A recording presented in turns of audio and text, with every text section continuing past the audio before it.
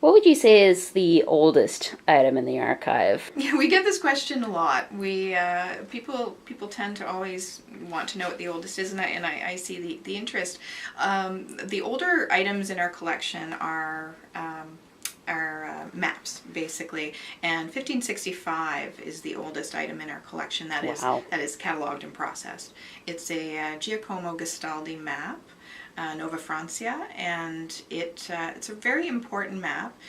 He was a Venetian map maker, cartographer, who used other people's explorations to base his work on, and we can actually look at it. It's hanging on the wall in the Beaton, and yeah, it's a lovely map.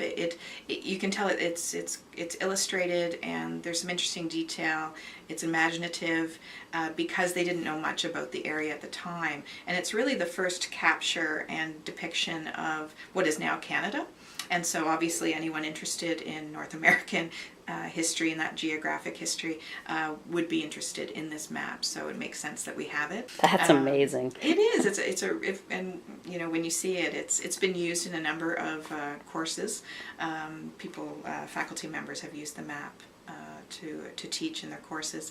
And then we also have this lovely range of maps that show sort of the change of how Cape Breton and Atlantic Canada was depicted over centuries. And obviously with the importance of Louisbourg, we have a number of maps that are specific to the fortress and Louisbourg over time, and which colonial power was creating the maps. So whether it's a French map or an English map, we have a wide range of maps. So you can do a really nice comparison.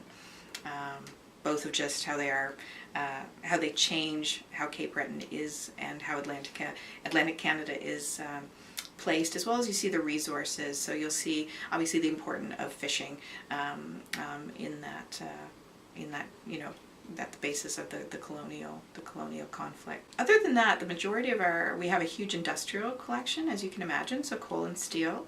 We have information about early Cape Breton, so loyalist materials, but really the bulk is probably late 19th century, early 20th century, with a strong mixture of 18th century material. So very little in that 16th century pocket of time, except for maybe that map and a few others. That's incredible. So how do you decide what material to keep, and what happens to the materials that don't get kept? It's a great question.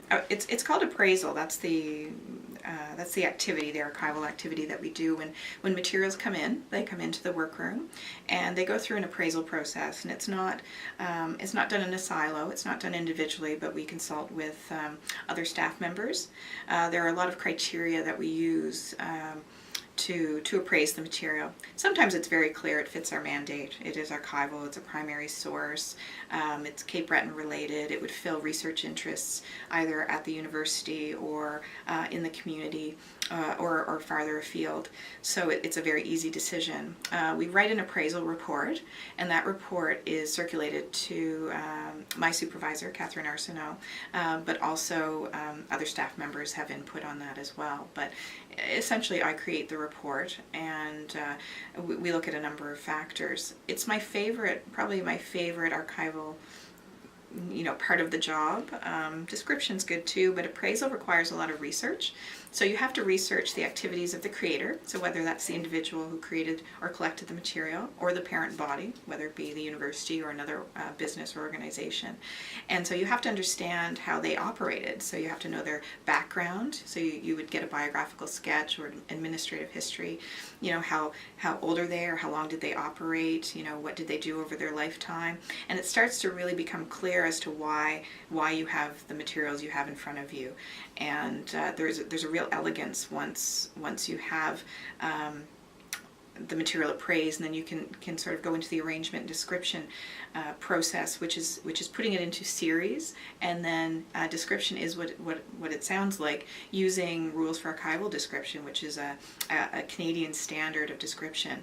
We look at different aspects of the collection, and we create a finding aid. So in the end, that finding aid is what is used to gain access into the collection, and they can be very detailed, or they can be simply like an inventory, depending on how much time.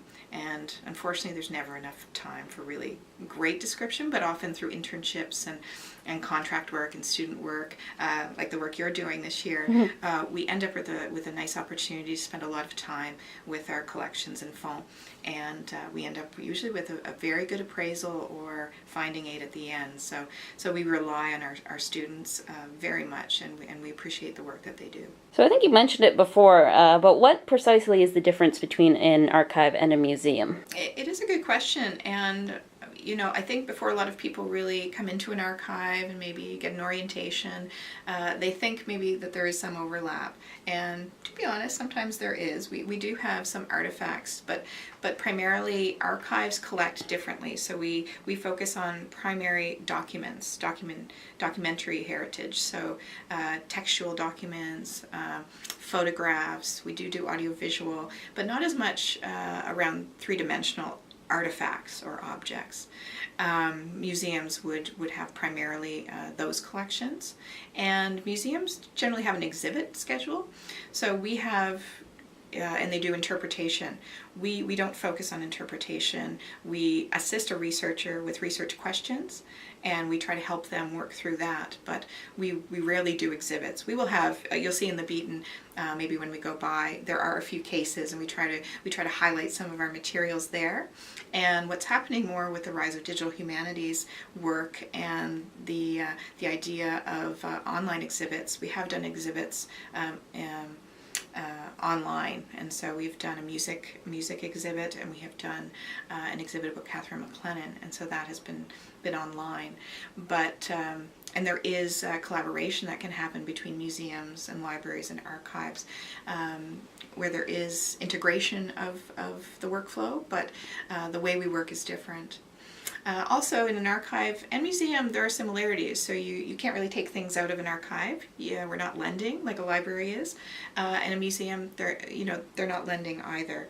So you do see some similarities of the skill set. And I used to work in the museum world prior to returning to school and doing archival training. So how can people get involved with archives in their own communities? It's a great question. It depends. I mean, many archives, you'll find small archival collections sometimes within a community museum, and so you can approach them. But we also have the Council of Nova Scotia Archives, and there's a lot of important information that you can find on their website about different archives in your community, information about donating, information potentially about volunteering, and it does differ between institution, whether they have a volunteer program or not. Sometimes it would be through a contract, or sometimes through student employment, or through the internship, or maybe the community involvement would be on a larger scale, so there's going to be a project involved and some collaboration between the archive and the community organization. So really, I think it's reaching out, not being shy about walking into an archive. We're really a very friendly and approachable place, and you can email. We get a lot of email requests, and basically if you want to learn more, we also are on social media, so you can look us up on Facebook and Twitter. And and we have our new digital archive actually launching during Research Week, which is coming up, and so that's beatoninstitute.com, and you'll start to see more and more of our information on that site as well. But I often encourage a visit to the archive, even making an appointment with one of the staff members, but you can come in anytime. Yeah, my supervisor for this video project was saying that archives are weird and wonderful places. They really are, and we have things that happen all the time where, we will be talking about someone or something, and then the next day a staff member will actually stumble upon a collection or a photograph that includes that person or topic that we were talking about. It's a little witchy that way, and it's serendipity plays a great role too in archives. So while we are always trying to catalog and provide subject headings and cross-references for material. Sometimes that is what happens. You just stumble upon the material. So there's a lot of patience involved, usually with researchers coming in to use an archive. But those wonderful serendipitous moments that happen. Well, thanks so much for talking to us. Shall we do our tour? Sure. Thanks for showing interest in the archive, and we've really enjoyed having you here during the internship and as a student. So yeah, thank you very much. Oh, I'm glad to have been of help Great. and stuff. Thanks, Cassandra.